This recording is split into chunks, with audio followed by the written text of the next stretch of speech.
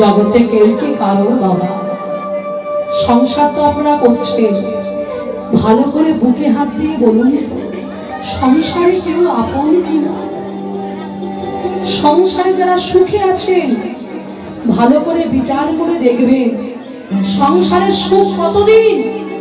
যতদিন সংসারকে দিতে পারবেন ততদিন সংসারের সুখ। এমন একদিন আসবে যখন সংসারকে দিতে পারবেন না, সংসারের সুখ সব কোথায় চলে যাবে? তখন কি মনে হবে? বাঁচার থেকে বুঝি এবার মরাই ভালো। সংসার তো নয়, সংসার হলো ফুটবল খেলার মাঠের ন্যায়। দেখেছেন যেখানে ফুটবল খেলা হয় বা দেখবেন দুটি করে দল থাকে, সংসারেও কিন্তু ভাগাভাগি হয়ে যায়, বাবা যায় না? রেফারি বাসিতে ফুঁক দিলে বল যখন মাঠে ছেড়ে দেওয়া হয়, যে খেলোয়াড়ের কাছে বল যায় সেই একবার বল লাথি দিয়ে দেয়।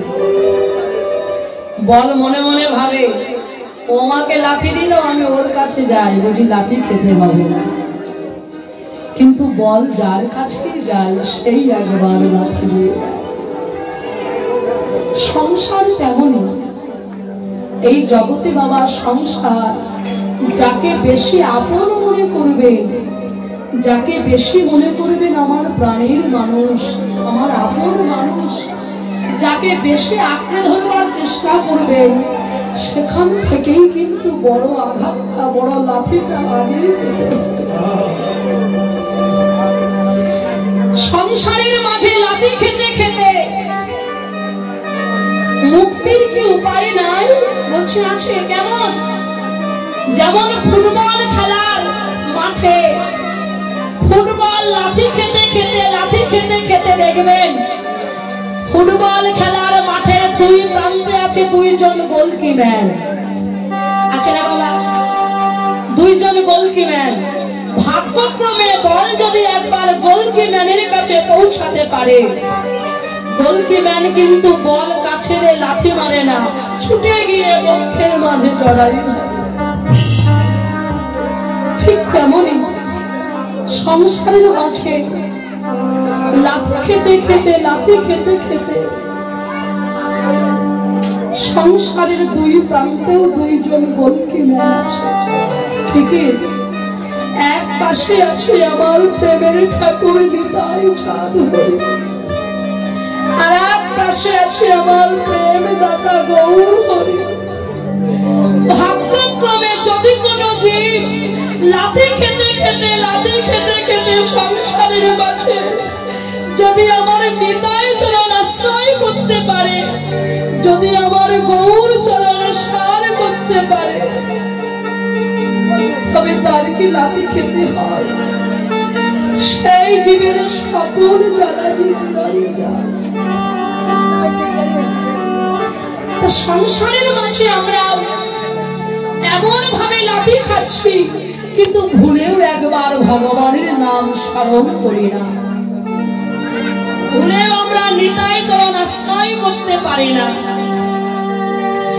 মূর্খ দুর্যোধন বুঝতে পারলেন না, সে গোবিন্দকে চাইলেন না। কাকে চেয়েছেন? নারায়ণ সৈন্য। গীতার প্রথম পাতা তুললে বাবা লেখা আছে ধর্মক্ষেত্র কুরুক্ষেত্র সমাবেতা যুযুৎসব মামেকং পাণ্ডবাশ্চৈব কিং কুর্বত সঞ্জয়।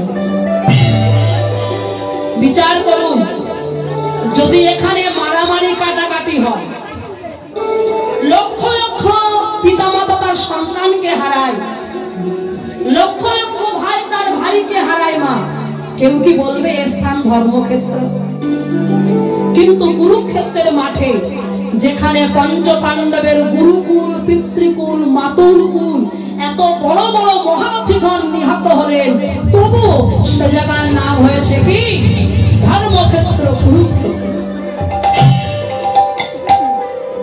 কেন? তার কারণ কি?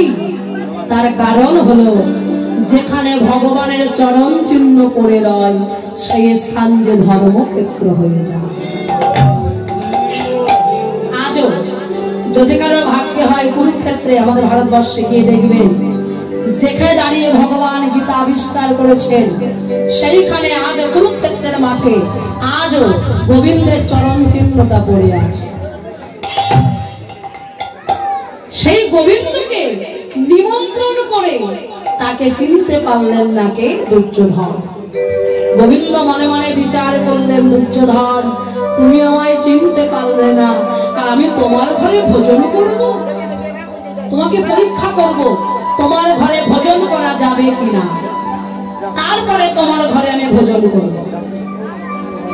কেমন?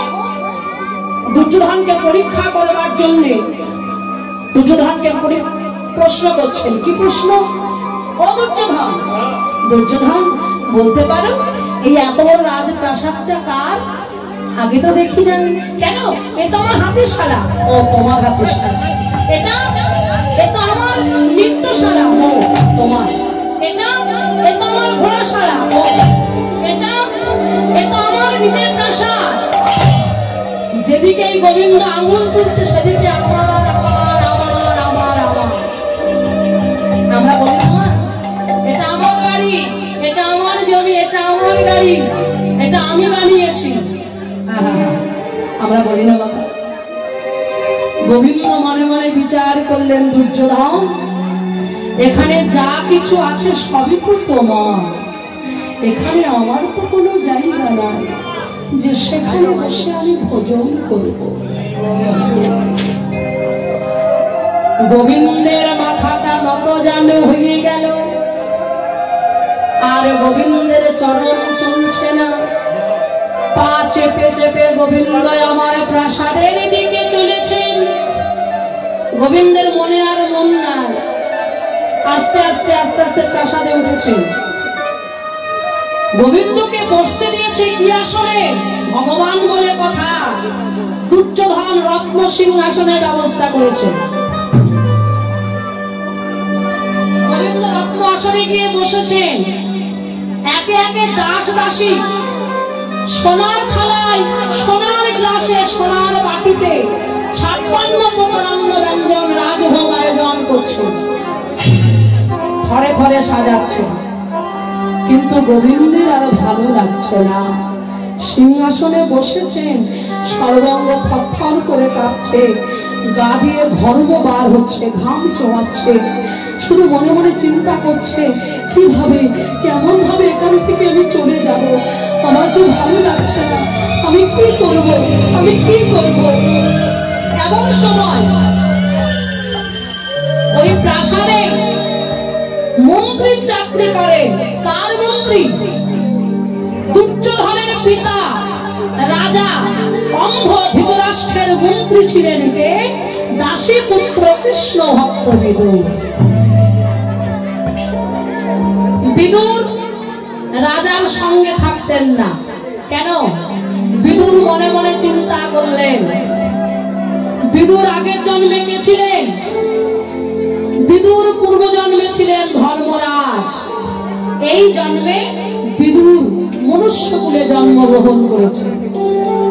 তা বিদুর মনে মনে চিন্তা করলেন, রাজা ধৃতরাষ্ট্র অন্ধ হতে পারে, চোখে না হয় দেখতে পায় না, কানে তো শুনতে পায়।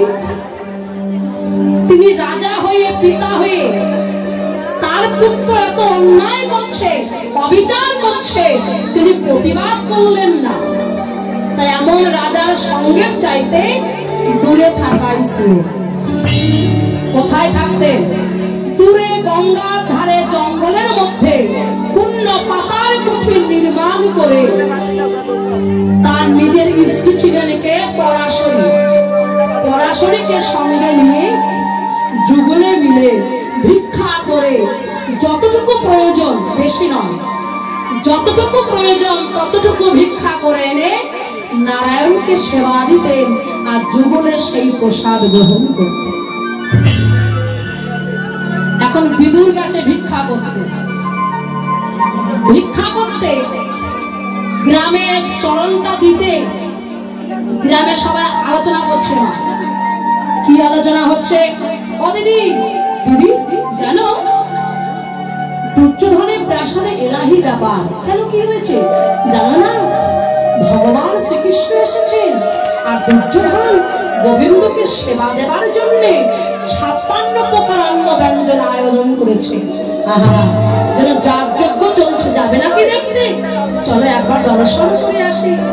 দ্বারকাধীশ ভগবান, তাকে দর্শন পাওয়া যে ভাগ্যের ব্যাপার। এ কথা আলোচনা হচ্ছে, এমন সময় এই কথা বিদুরের কর্ণমূলে গিয়ে প্রতিধ্বনিত হয়েছে।